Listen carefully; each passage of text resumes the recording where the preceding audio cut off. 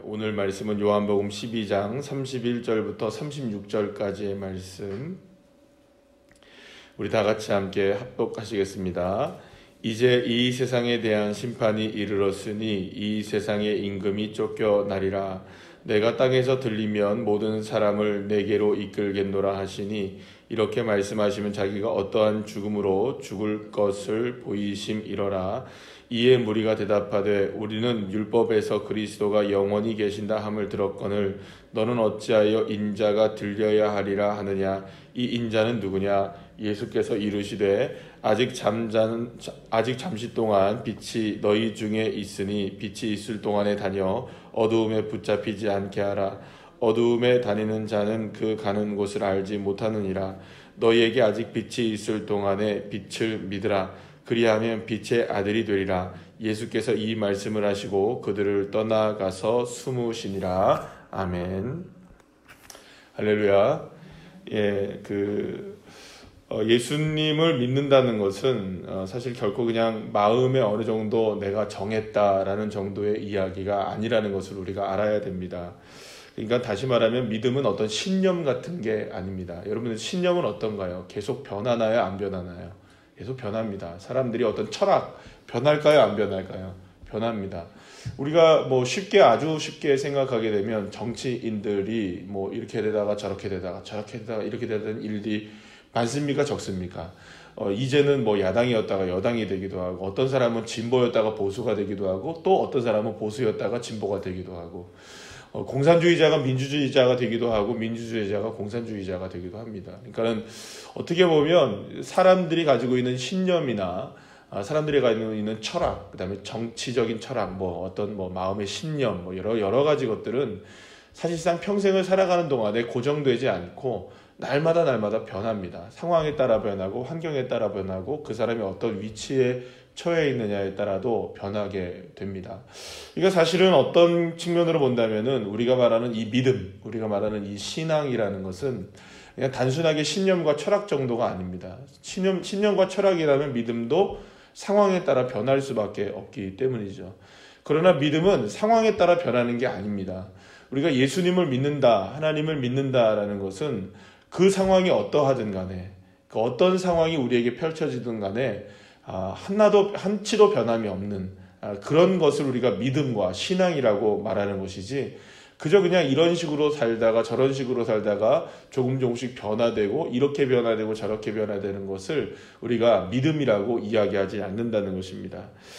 그래서 사실은 이 유대 사회에서 오늘 지금 계속 이제 본문을 통해서 우리가 보고 있는 장면들이, 오늘도 이제 예수님이 들려야 하리라라는 말씀을 하니까 이들은 뭐라고 얘기하느냐? 율법에서 메시아는 언제나 우리와 함께 영원토록 있는다는데 너는 왜 이렇게 들리려고 한다는 거냐? 이해를 못하는 거죠. 그러면서 예수님께서는 빛이 있을 동안에 나를 믿어야 된다라는 말씀을 이렇게 쭉 하시는 것을 보게 되는데요. 이렇게 이제 이야기가 계속되고 있는 장면들은 사실상 어제 있는 장면과 연결시켜서 계속 이야기가 되어야 되는 겁니다. 어제 장면은 무엇이었습니까? 이제 이스라엘 백성들이, 많은 사람들이 예수님을 메시아로 이제 추앙하니까 예수님은 이제야 시간이 되었다라고 말씀합니다. 특별히 이방인들이 예수님을 찾아왔을 때, 그때 이제 비로소 예수님이 이제야 때가 됐다라고 말씀하시게 되는 걸 보게 되죠. 예수님께서 왜 이런 그 질문들과 대답들을 받게 됐냐면 사실은 어제도 계속 말씀드린 것처럼 나사로에 관련된 일 때문이었습니다. 이 나사로가 살아나는 것으로 인하여서 많은 사람들은, 많은 유대인들은 예수님을 메시아로 이제 믿기로 하게 됩니다. 그래서 이방인들까지도 지금 누구를 찾아오는 겁니까? 예수님을 찾아오는 거예요. 그래서 오늘도 여기서 이렇게 보게 되면은 이렇게 이제 예수님께서 이게 메시아를, 오늘도 여기서 유대인들이 그렇게 얘기하잖아요. 메시아는 영원히 우리와 함께한다. 그리스도가 영원히 우리에게 함께한다라는 것을 이야기하잖아요. 그러면 이 말은 무슨 말입니까? 이미 유대인들의 많은 사람들이 예수님을 그리스도로 혹은 메시아로 이제 믿기로 한 사람들이 굉장히 많았다는 거예요. 그리고 특히 이제 아까 전에 말씀드린 대로 나사로의 사건을 통해서 수많은 사람들이 예수님을 믿게 되고 또 예수님을 따르게 되고 심지어는 이방인들까지 예수님을 따르게 되는 그런 상황이 펼쳐지게 되었다는 겁니다. 그러면 여러분 생각해 보시죠. 이렇게 많은 사람들이 당신이 메시아라고 한다면 율법에 이렇게 되어 있지 않습니까? 그러면 이 말은 거꾸로 말하면 무슨 이야기일까요? 당신을 우리가 메시아로 믿는 기준은 무엇 때문에 믿는다? 첫 번째는 이 사람들이 보게 된 이 뭡니까? 기적과 표적 때문에 내가 당신을 메시아로 믿겠다. 두 번째는 뭡니까? 율법이 말하는 대로 나는 당신을 메시아로 믿겠다. 그러면 여러분 보세요. 결국은 예수님을 메시아로 믿는다고 그리스도로 믿는다는 것은 예수님 때문에 믿는 것입니까? 예수님을 믿는 것입니까? 율법을 믿는 것입니까? 기적을 믿는 것입니까? 그렇죠. 율법과 기적을 믿어서 예수님을 믿게 되는 거죠. 그러니까 무엇인가를 통하여서 믿게 되는 거예요. 그러면 여러분 그냥 쉽게 얘기하면 이렇게 돼요. 어떤 사람이 이제 그 결혼을 하게 돼요. 결혼을 하게 되는데 상대방 배우자가 될 사람을 결혼하게 되는데 나는 그 사람을 너무나 사랑해서 난 결혼해 하는 거하고 그 사람이 가진 재력 때문에 내가 결혼해 하는 거하고 뭐가 맞을까요? 그 사람이 가진 능력 때문에 결혼해. 사랑 때문에 결혼해도 힘든데 여러분들 능력 때문에 결혼해, 돈 때문에 결혼해, 뭐 어떤 환경 때문에 결혼해 한다면 여러분 그건 진짜 사랑이 아닐 것입니다. 그러니까 지금 말하자면 이 사람들이 이런 거예요. 지금 예수님이 율법 때문에 예수님이 혹은 뭐 나사로를 고쳤기 때문에 예수님을 믿겠다. 그런데 당신이 왜 지금 그런 얘기를 하느냐? 그럼 우리가 믿을 수 있는 근거가 없지 않느냐? 또 이렇게 얘기하는 거예요. 그러니까 자꾸 다람쥐가 쳇바퀴 돌듯이 계속 제자리로 돌아가는 거예요. 뭐 때문에 돌아가는 겁니까? 아니 이 믿을 구석이 믿어지지 않으면 안 믿겠다라는 거예요. 율법이라도 믿어줘야 당신을 믿겠다. 기적을 일으켜야 내가 당신을 믿겠다. 뭘 해야 당신을 믿겠다. 뭘 해야 당신을 믿겠다 하면 자꾸 예수님을 믿을 근거가 예수님에게서 찾는 것이 아니라 다른 것으로 찾게 되는 겁니다. 그러면 여러분 이건 진짜 믿음이 아니라 이거는 마치 제가 말씀드린 대로 철학과 같은 신념과 같은 때로는 믿을 수 있고 때로는 안 믿을 수 있고 그렇게 되는 거예요. 여러분 혹시 책을 읽어보셨는지 모르겠지만 한때 굉장히 유명했던 책이 있었는데 몇 년 되지도 않았습니다. 나온 지가 한 7년 정도 6년 정도밖에 안 된 책이긴 한데 카이 아이들먼이라는 분이 쓴 건데 이게 팬인가 제자인가 라는 책이 있습니다. 팬인가 제자인가 꼭 한번 여러분들 필독해 보시기를 권해드립니다. 근데 이 책에 보면은 수많은 사람들이 예수님을 쫓아요. 수많은 사람들이 예수님을 쫓고 수많은 사람들이 예수님을 바라보며 수많은 사람들이 내가 예수님을 믿는다고 이야기를 하는데 예수님을 믿는 것 중에 두 가지로 딱 구분을 해버려요. 이분은 뭐냐 하면 팬으로서 예수님을 믿는 거냐 아니면 정말 제자로서 예수님을 믿는 거냐. 여러분 팬으로서 예수님을 믿는 건 뭡니까? 팬이에요. 말하자면 뭐 그런 거죠. 여러분들 뭐 가수, 뭐 탤런트 혹은 뭐 영화배우 이런 사람들 보면 여러분 한 사람만 계속 좋아합니까? 한 사람이 유명하면 그 사람 좋아하다가 또 다른 사람 좋아합니까? 또 다른 사람 좋아해요. 요즘에는 여러분들 트롯이 열풍이라면서요. 뭐 그렇다 그러대요. 트롯이 열풍인데 예를 들어서 예전에는 트롯이 안 좋았는데 이제는 트롯 가수가 좋아요. 그러면 그거 팬이에요. 그죠? 팬으로서 따르는 거예요. 이 사람이 좋으면 이 사람 따르다가 저 사람이 좋으면 저 사람 따르게 되고 그러니까 영원하지가 않은 거예요. 그러니까 예수님을 뭐 때문에 좋아하느냐를 보면은 그 사람은 팬으로서 예수님을 좋아하는 거예요. 제자로서 예수님을 따르는 사람들은 그럼에도 불구하고 따라가는 거죠. 그러니까 주님이시니까 가는 겁니다. 주님이 내 스승이시니까. 주님이 내 믿을 구석이니까. 그러니까 우리나라 말로 하면은 믿을 구석이 도대체 어디 있느냐라는 겁니다. 믿을 구석이 예수님에게 있으면 제자가 되는 거고 믿을 구석이 말씀드린 대로 뭐 어떤 환경이나 어떤 기적이나 어떤 뭐 다른 것들 때문에 믿을 구석이 있어서 그걸 예수님을 따른다 한다면 그건 팬이 된다는 것이죠. 주님은 우리에게 지금 예수님을 따르기를 원하는 우리에게 예수님을 따르는 당신은 팬인가 제자인가를 우리가 선택을 해야 하는 상황이라는 거죠. 수많은 사람들이 지금 팬으로서 예수님을 따르지만 자기가 예수님을 믿는다고 얘기하는 거예요. 그건 믿음이 아닌 겁니다. 언제든지 무너질 수밖에 없죠. 상황이 변해지고 환경이 변해지면 예수님 떠나가게 되는 사람들. 그러니까 여러분 우리가 보통 그런 얘기들 하잖아요. 우리 신앙이 그렇습니다. 뭐냐면 롤러코스터를 늘 타요. 늘 언제나 한결같이 좋은 모르는데 이게 우리의 의지도 약하고 또 우리가 늘 마귀에게 시험을 당하기도 하고 상황이 여의치 않기도 하고 그래서 때로는 우리가 이런 경우들이 많습니다. 그러니까 뭐 우리가 신앙생활을 하다 보면 열심히 줄고차기 열심히 하다가도 갑자기 또 어떨 때가 있습니까, 여러분? 나 몰라라 할 때 있습니까, 없습니까? 있어요. 소위 우리가 보통 우리 식으로 얘기하면 신앙의 방학을 맞이하는 경우들이 간혹 있습니까, 없습니까? 있어요. 근데 여러분 보세요.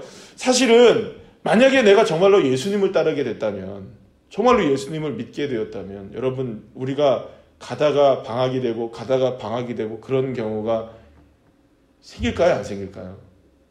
안 생겨요. 생길 수가 없죠. 왜 그럴까요? 그러면 지금까지 사실은 그렇게 우리가 믿었다는 것은 어떤 의미를 갖고 있다는 겁니까?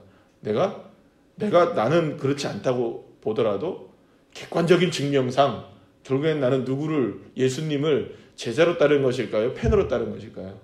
팬으로 따랐다고 볼 수밖에 없는 것이 되는 것이죠. 사랑하는 여러분, 여러분들의 믿음이 줄기차게 굳건하게 믿어지는 믿음이 되시기를 간절히 축원합니다. 어떠한 상황에서도 변함이 없이 그저 이 상황에도 저 상황에도 나는 주님 따르겠습니다. 그런 믿음이 되셔야지 되는 겁니다. 이 말은 그런 겁니다. 몸이 아파서 힘들어서 어떤 상황이 있어서 우리가 새벽 예배를 줄기차게 나오다가 좀 못 나올 수도 있고 이런 얘기하는 게 아닙니다. 그런 얘기를 드리는 게 아니라 우리의 믿음과 신앙이 여전히 변함이 없어야 되는데 어떤 상황 속에서는 우리가 믿음이 좀 떨어지게 됐다가 그래서 사실은 이 표현상 우리가 늘 얘기하는 게 요즘에 나한테 믿음이 좀 없나 봐, 믿음이 좀 떨어졌나 봐, 이런 표현은 별로 좋지 못한 표현입니다. 여러분들 왜냐하면 믿음이 떨어지고 믿음이 좀 부족한가 말하면 기름 떨어지는 그런 거 아닙니다, 여러분. 우리가 보통 생각할 때 자동차에 기름 떨어지는 것처럼 F가 돼 있어야 되는데 E로 돼 있다, empty 돼 있다, 앵꼬, 그죠? 그렇게 되는 게 아닙니다. 여러분, 그러면 여러분 생각해 보세요. 주님이 우리에게 말씀하시는 믿음이라는 것은 겨자씨만한 믿음으로도 가능하다는 거죠. 그러니까 믿음은 이게 작고 크고의 문제, 있고 없고의 문제가, 그러니까 많고 적고의 문제가 아닌 거예요. 있으면 있는 겁니다. 없으면 없는 거고요, 그냥. 그러니까 믿음은 겨자씨만한 믿음이 있어도 믿음이 있는 것이고요. 이만한 믿음이 있어도 큰 믿음이 있어도 믿음이 있는 거예요. 그런데 우리는 자꾸 큰 믿음 얘기하는데 그것은 어떻게 보면 어제도 수요일 저녁에 제가 말씀드린 것처럼 큰 믿음이라는 것을 사람들이 오해하는 게 뭐냐면 큰 기적을 이야기하는 것들이 많아요. 큰 것들이 어떤 것들이 내가 이루어지는가라는 것을 보게 되는 거죠. 그래서 사실은 어제도 제가 수요일 저녁에는 말씀드린 것처럼 사람들은 계속해서 예수님을 믿어서 개선시키려는 그런 방향으로 흐른다는 거예요. 그러니까 내 삶이 무엇인가가 개선되어지면 하나님 은혜고 내가 주님을 더 잘 믿고 내 삶이 개선되어지지 않으면 주님 믿어봐야 소용없네. 그러니까 많은 신자들 중에서 많은 교인들이 하는 이야기들 중에 제일 많이 듣는 이야기가 뭐냐면 목사로서 제일 많이 듣는 이야기 그리고 여러분들 교인들 스스로 서로들끼리 이야기하는 중에 많이 신앙적인 이야기를 하는 것 중에 듣는 이야기가 이 이야기 아닙니까? 믿어도 그렇게 많이 크게 변화가 없어. 물론 그거를 갖다가 대놓고 우리가 서로들 간에 얘기를 하지 않지만 은연중에 그런 이야기들을 우리가 하게 됩니까? 안 하게 됩니까? 그런 생각들을 하게 되는 경우가 많아요. 믿어도 그렇게 소용이 없네. 믿어도 변화가 없네. 그러니까 그 관점은 결국에는 변화가 중요한 거지 예수님이 중요한 게 아니게 되는 거잖아요. 그러니까 우리의 믿음은 변화를 믿는 겁니까? 예수님을 믿는 겁니까? 사실 이것에 대한 혼동이 있기 때문에 믿음에 대한 혼동이 있고 믿음에 대한 혼동이 있으니까 신앙이 성장이 안 되는 거죠. 조금만 어려움이 다가와도 여러분들 바람이 불고 비바람이 불고 창수가 몰아치고 모래 위에 지은 집은 무너짐이 심하고 반석 위에 지은 집은 무너지지 않더라. 그러니까 결국에는 이 반석이냐 모래냐는 거는 우리의 믿음이 크고 작고의 문제가 아닌 거예요.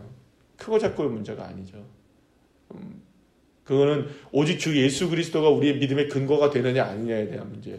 그래서 오늘 예수님이 본문의 말씀을 통해서 그렇게 예수님을 율법으로 믿으려고 하는 그런 사람들을 향해서 뭐라고 하느냐. 너희가 빛 가운데 있을 때 빛의 자녀가 되어라. 지금 누구를 믿으라는 겁니까? 빛이신 예수님을 바라봐라. 우리의 근거는 다른 것이 아니라 빛이신 주님이시라는 거죠. 그래서 아직 빛이 있을 동안에 빛을 믿어라. 그러니까 그 주님께서는 정말로 우리들에게 말씀하시고 싶은 게 이 말씀입니다. 그러니까 주 예수 그리스도를 빛으로 믿는 믿음이 되어야 되지. 자꾸 빛이 비춰지는 그것들을 믿으라는 게 아니에요. 여러분들 보세요.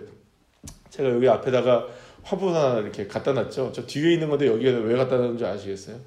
아침에 여기 보면 여기 성전이 좀 어둡잖아요. 뭐 공간이 그러니까. 왜냐하면 빛을 다 이렇게 다 막혀 있는 공간이기 때문에 여기에다가 뭐 다 전등을 다 켜놓을 수가 없고 늘 언제나 저쪽에다 갖다 놓을 수가 없잖아요. 근데 얘네들이 햇빛을 한 번이니까 어떻게 되면 누렇게 떠요. 그래갖고 제가 고육책으로 여기 앞에 쪽에다가 저 뒤쪽으로 이렇게 그 화분들이 있는 데는 불을 켜놔요. 제가 불을 켜놓는단 말이에요. 근데 불을 켜놓는데 얘네들이 불을 켜놓으면 이렇게 살아나요. 이파리가 팍 올라와요. 그래도 근데 불을 꺼놓잖아요. 얘네 푹 죽어요.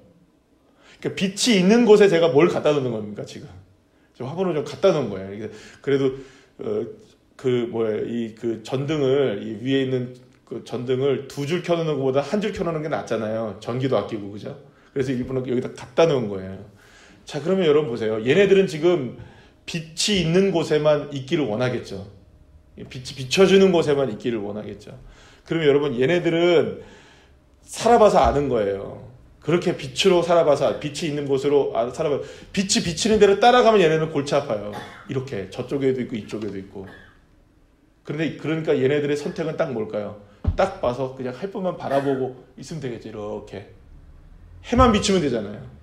해만 바라보면 되는데 바보같이 해가 비추는 곳을 따라가다 보면 얘는 다 죽어요. 여러분 그러니까 이 말은 무슨 말이냐면 빛이 비춰지는 그 빛을 봐야지 빛이 비치는 곳을 보면 안 된다는 거예요. 이해가 되십니까? 그러니까 빛이 비춰지는 곳만 따라가다 보면 여러분들 어디까지 따라가실 거예요? 차라리 빛을 보는 게 낫죠. 그러니까 우리의 신앙이 얼마나 어리석냐면 빛을 보면 되는데 빛을 보는 게 아니라 빛이 비춰지는 곳을 본다니까요. 그걸 보고 빛을 믿는다니까요. 아니 고개만 돌리면 해가 보이는데 그림자를 보고 빛이 비치네 이러면 안 되잖아요. 그럼 우리 그림자 신앙밖에 안 되는 거예요. 그림자를 보고 믿을 수는 없잖아요. 우리가 그림자를 보고 빛이 있네 이러진 않잖아요. 그러니까 어두운 가운데 다니지 말고 빛이 있을 때 빛을 믿으라는 말은 바로 그 누구를 바라보라는 겁니까? 주님이 비추시는 그분을 봐야지. 빛의 근원을 보라는 말이지 빛이 비춰지는 그 장소를 보라는 게 아니라는 말이죠. 사랑하는 여러분, 여러분들의 믿음, 저와 여러분의 믿음이 정말로 건강한 믿음이 되시기를 축복합니다. 그러니까 어떠한 상황에서도 빛이신 주님을 보시기를 소망합니다. 그러니까 빛이신 주님을 보면 어두움에서도 빛이 보이는 거예요. 네, 빛이 보여요. 그런데 자꾸 어두운 곳에서 보면은 다 그림자예요, 여러분. 그것 쫓아가지 마시고 주님 밝은 빛 되신 그 주님 쫓아가셔서 그 주님 바라보셔서 온전하게 믿음이 세워져서 주님 한 분만으로 정말 감사하고 만족한 삶 그런 인생들 되시기를 삶이 되시기를 간절히 축원합니다. 기도하시겠습니다.